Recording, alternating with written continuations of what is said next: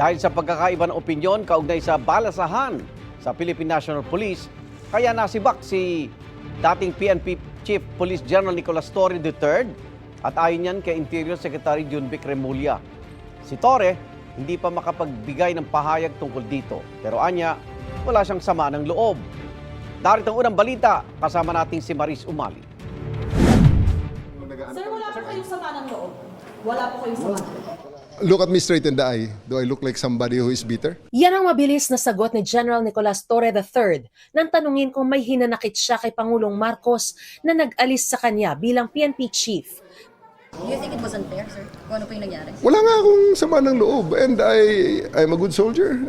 Kung may order, I just follow it. Nasa kamera si Torre ngayong araw para batiin ang nagbe-birthday na si ML Party List Representative Laila De Lima. Humingi muna ng panahon si Torre bago maglabas ng opisyal na pahayag. So many things were said in the past days by other people. Pakinggan nyo na muna sila. I'm still composing my thoughts and I'll be making a statement in due time. Ang pagsiba kay Torre nag-ugat sa ipinag-utos niyang balasahan sa PNP na hindi naprubahan ng NAPOLCOM. Pero ipinatupad pa ni Torre ang rigodon. Sa eksklusibong panayam ng GMA Integrated News, inamin ni Remulla na tinanong ng Pangulo ang rekomendasyon niya ukol dito. It was difference between me and the general, and he refused. He insisted that his system be followed. But again, we're a nation of laws and not of men, so it cannot be one person who dominates everything. So in the end, there was no rancor naman. He just couldn't accept it, and the president said, okay, he asked me for my recommendation. And I said, we have to continue in this path of correcting all the errors of before. And Of the previous administration? yes, and part of that is strengthening the institutions. My recommendation was that we have to strengthen the institution, that the institution must be protected, and then all the decisions followed from there. Ang tinutukoy ni Remulla na pagkakamali ng nakaraang administrasyon ay ang pagpapahintulot nito sa PNP chief na mag-isang magtalaga ng mga assignment ng mga senior official ng PNP nang hindi dinadaan sa NAPOLCOM.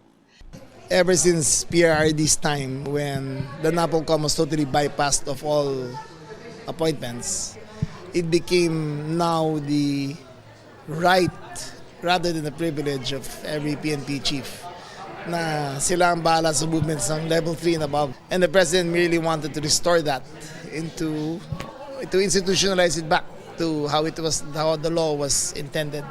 Sa kabila nito, tiniyak ni Remulla na wala silang hidwaan ni Torre at nananatili ang respeto nila ng Pangulo sa kanya.